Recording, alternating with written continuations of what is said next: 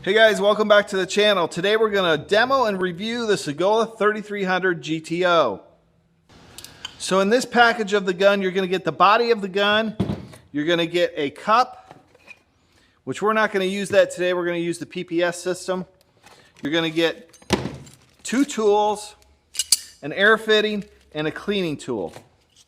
So that's what comes in this package. I think this package runs $215, which I think is a good value for this gun. I'm going to leave a link in the description if it's something you're interested in. This gun comes in a variety of different configurations. This particular one has the HVLP cap. Take it off here. This is an aluminum cap. Everything looks machined really well. It has the 1.4 fluid tip. The trigger feels good, nice and tight and firm. It has the nice matte anodized finish on it, the orange and the black. I think it looks really good. So what do you guys think about the appearance of this gun? Is it hot or not? Leave your comment down below. Let me know what you think. I'd be curious to find out. So my first impressions of this gun, I thought it was a good looking gun with the orange and the black. It seems to be very well built. Everything is machined really well. Everything is smooth. The fan pattern, the fluid knobs are all nice and smooth. It seems to be well built. So let's set this up. We're going to do a test on the spray pattern, see how wide that spray pattern is. I know you'll want to see that. And we'll see how this thing atomizes and sprays base and clear coat. Okay, so let's do a test pattern on this paper here. We're going to open up the fan pattern wide open. I'm going to do the volume. Let's see, let's do 3 turns out on the volume. 1, 2, 3. Okay, this is 20 PSI. This is about 6 inches away here. That's a pretty large spray pattern. Let's go here.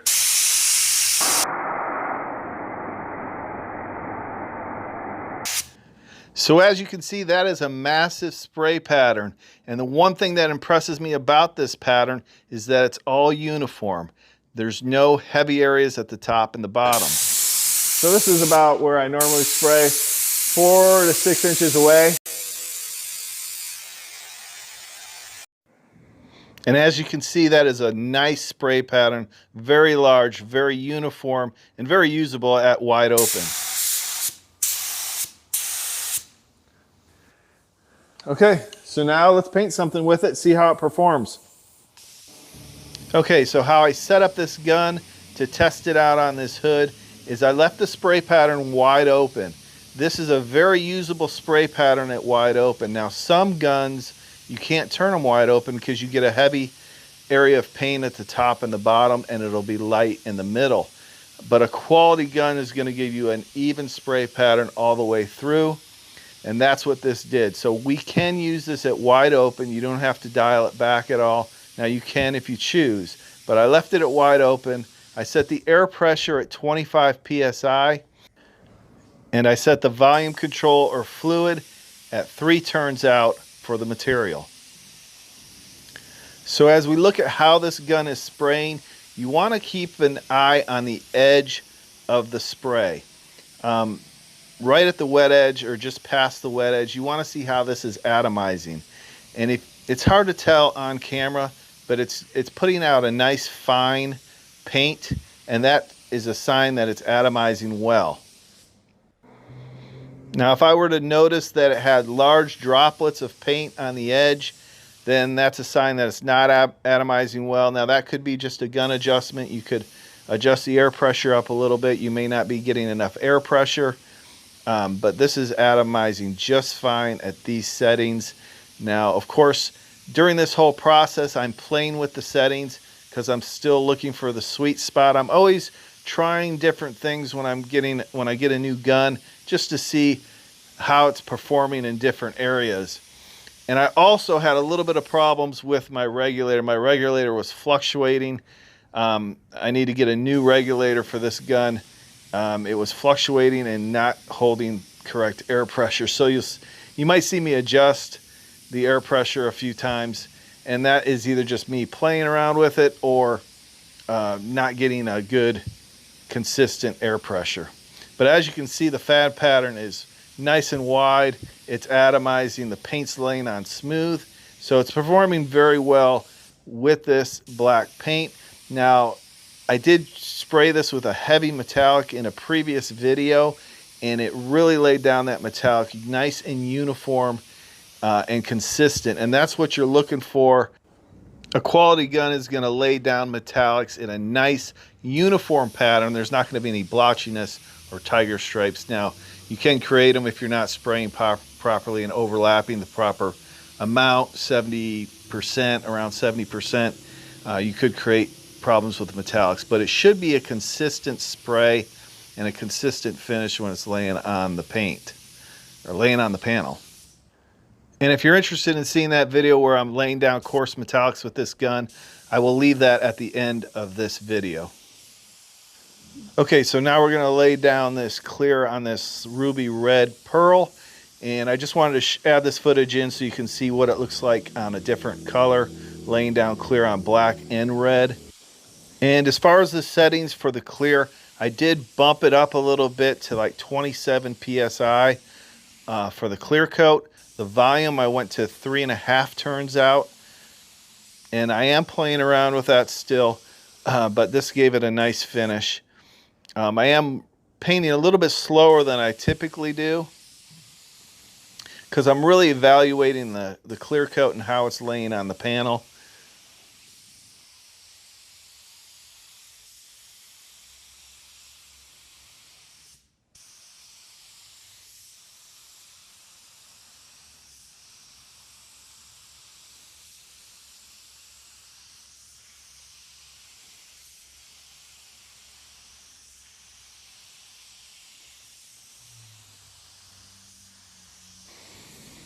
And I am spraying about 4 inches away from the panel, so a little bit farther away than I typically do. It varies, but I tend to spray a little. When I'm spraying faster, I'm spraying closer. So because I'm going slower, I'm a little bit farther away from the panel than I typically am.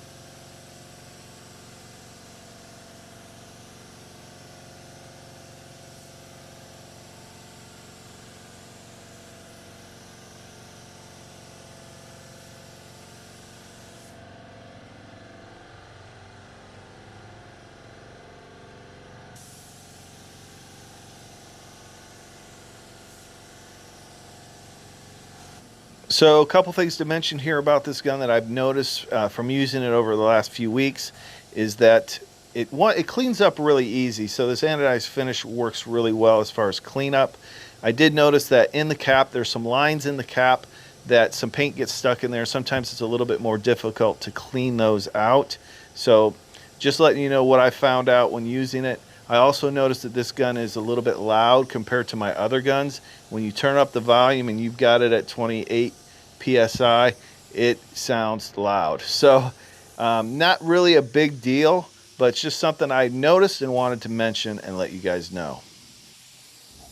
Okay, so now I'm just putting the second coat of clear on this quarter panel.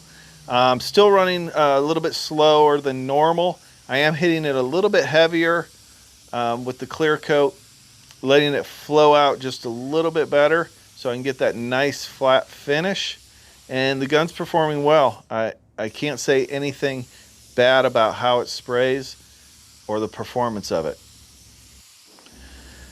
So as far as the value of this gun and what you get for the money, I found this gun online for $215.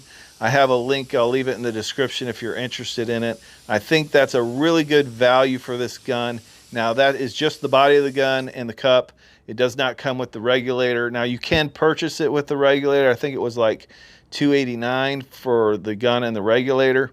And I've heard Sagola has really good regulators. I haven't used them, so I don't know. But, you know, that may be something you want to do, is purchase it with the regulator. I probably Should have got the regulator because this one's malfunctioning. So it seems like this gun is just a really good all-around workhorse. It sprays sealer fine. It sprays paint beautifully and clear coat beautifully. So I have used it with sealer and no problems, but you shouldn't have any problems with it spraying sealer if it sprays clear and base coat the same. I haven't used it for primer, but I probably wouldn't recommend using it for primer anyway. You want to use a different type of gun for that, something with a larger tip or something that you're not concerned about cleaning perfectly all the time.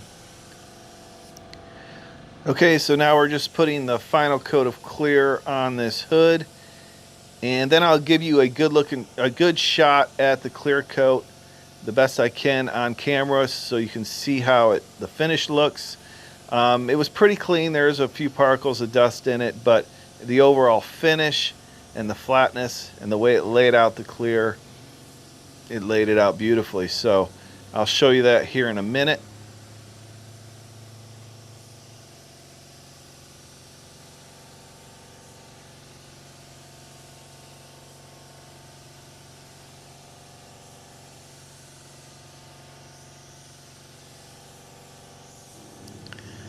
So yeah, I'm really excited about using this gun some more. I'm sure you're going to see this gun a lot more on the channel and some other videos.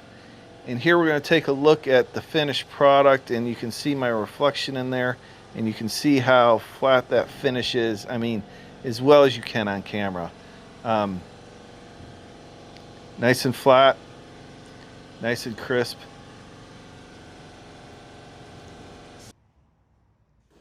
And here's a better look at the quarter panel, the finish on the quarter panel. Trying to get it in the right light here so you can have a good look at it. But it's nice and flat, no problems with it. So click on this video now and you can check out how this gun sprays coarse metallic. And if you're looking for some more gun reviews, I have two right here that you're going to enjoy. Some great budget guns for you DIYers. And if you enjoyed this content and got something out of it, help me out by subscribing to the channel, liking this video, and clicking the bell so you don't miss any upcoming content. We got some great videos in store for you to help you build your skill and increase your knowledge about paint and body repair. I want to thank you all for watching. I really appreciate it, and we'll see you on the next episode of Garage Noise.